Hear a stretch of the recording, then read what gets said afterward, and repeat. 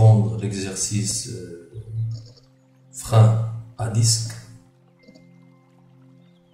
le TD frein à disque, dans lequel on a déterminé le torseur des deux plaquettes de 3 sur le disque 1. Donc on prend l'exercice frein à disque. On va montrer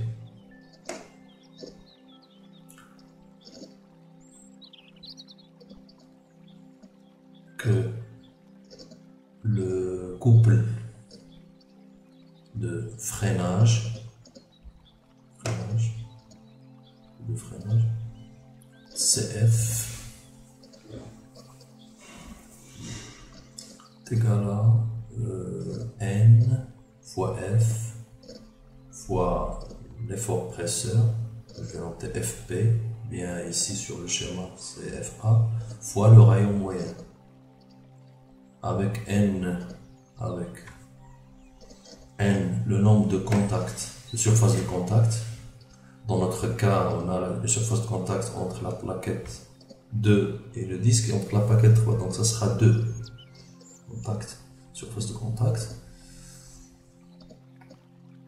Le coefficient de frottement F,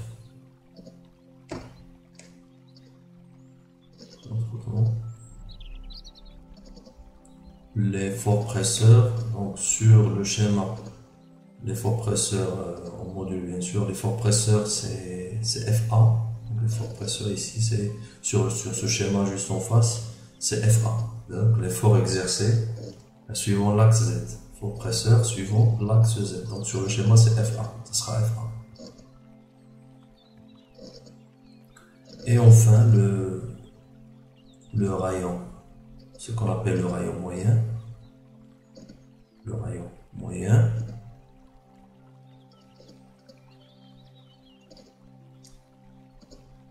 tel que rayon moyen à peu près égal à grand R plus petit r sur 2. C'est ce qu'on appelle le rayon moyen.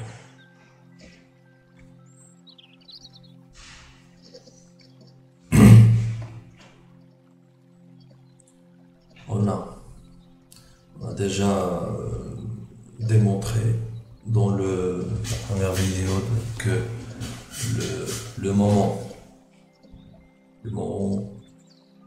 en haut des deux plaquettes 2 plus 3 sur 1 est égal à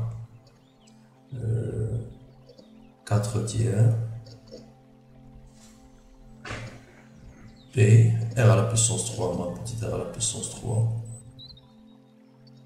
F alpha suivant Z. Vous pouvez reprendre la vidéo de l'exercice du TD pour vérifier ça.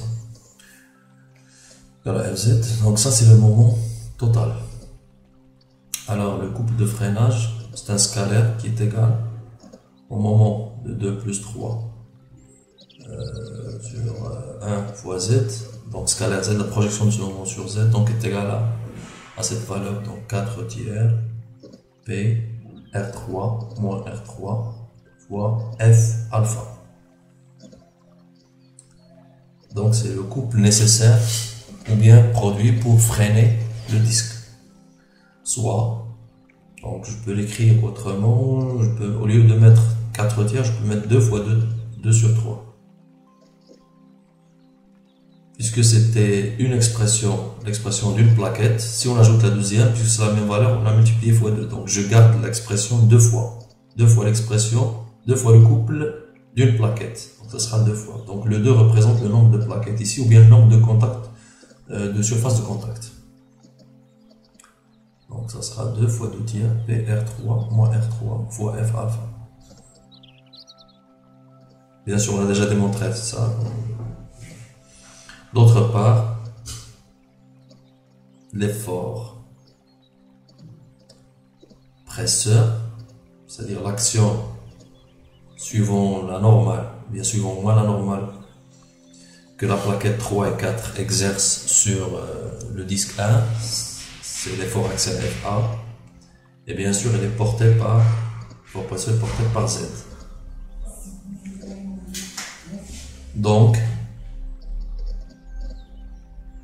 FA est égal, alors sur le schéma, l'effort presseur c'est FA, donc c'est la somme des dN, des efforts infiniment petits, dN, suivant Z. Donc c'est FA est égal l'intégrale de dN de M,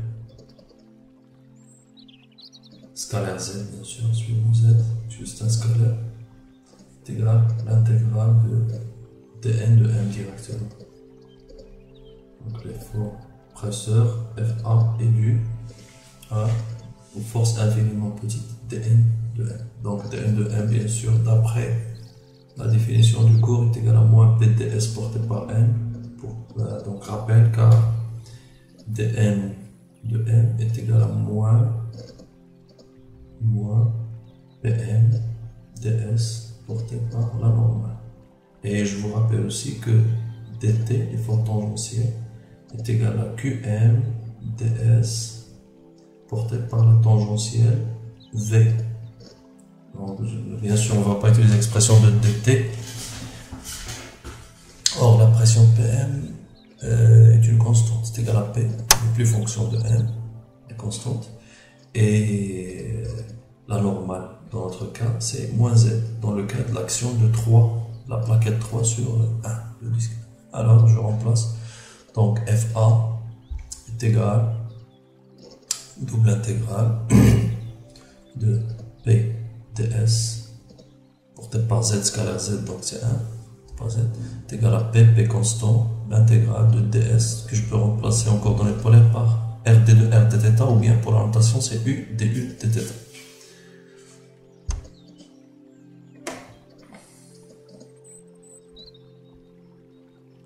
Donc ce sera l'intégrale, je sépare les variables, l'intégrale de U du, l'intégrale de dθ, et j'ajoute les bornes bien sûr de petit r jusqu'à grand R et de moins alpha jusqu'à alpha. Alors,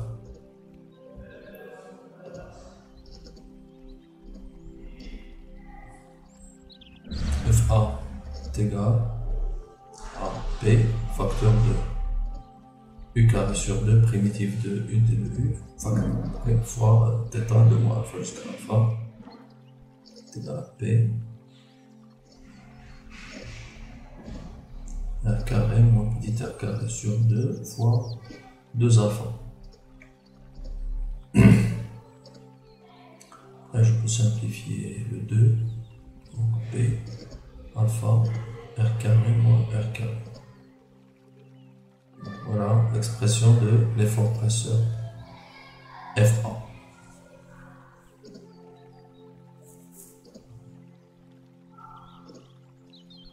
Effort presseur.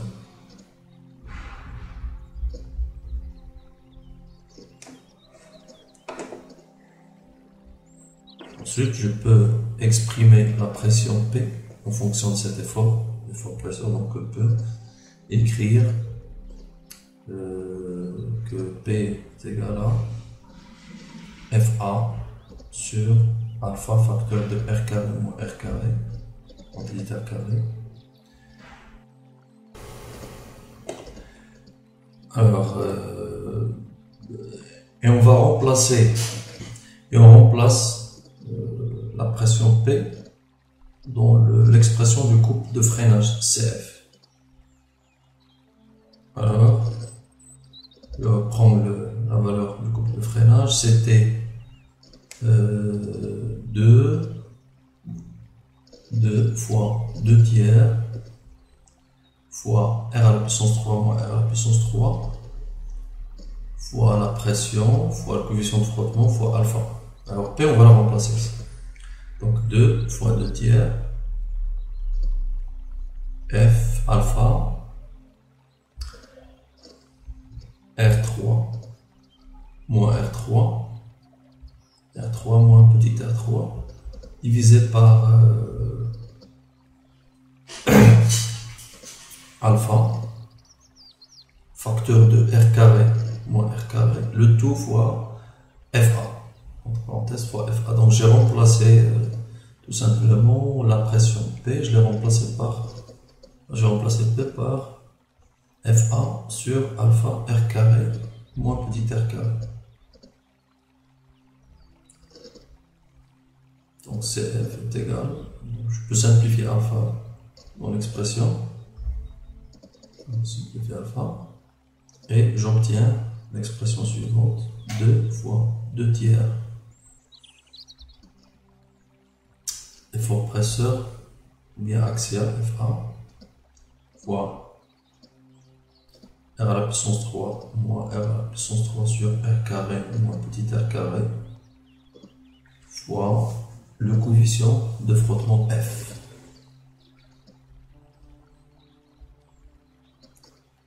On pose le rayon moyen, donc 2 tiers de R3 moins petit r3 sur R carré moins petit r carré sur R carré moins petit r carré.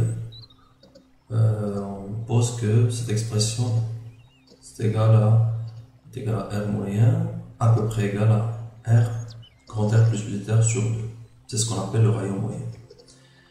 Le couple de freinage est alors égal à CF égale 2 fois coefficient de frottement fois l'effort presseur, bien l'effort axial FA, c'est l'effort presseur, fois le rayon moyen. Je crois que les sciences maths B connaissent la formule. C'est une formule que vous avez déjà utilisée ou bien appliquée en terminale dans le cas des freins, mais aussi dans les cas des embrayages. C'est la même formule.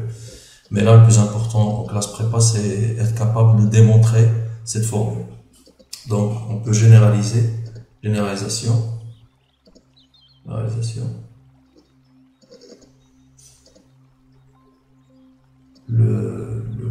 Donc, j'ai dit que ça marche pour les freins, mais aussi pour les embrayages. Donc, c'est la même formule, c'est le même principe, sauf que dans les freins, on freine le disque, alors que dans les embrayages, l'objectif, c'est de transmettre la puissance, donc entraîner en mouvement.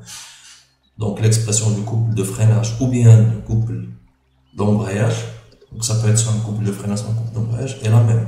Donc, c'est N, petit n, nombre de surfaces de contact, fois le coefficient de frottement, fois l'effort presseur noté FP, fois le rayon moyen. Dans notre cas, dans cet exercice, N est égal à 2. On a deux surfaces, on a la plaquette 2 et la plaquette 3. Ça veut dire que le nombre de surfaces de contact, c'est 2. Mais dans le cas général, ça sera petit n. Alors N, nombre de surfaces de contact.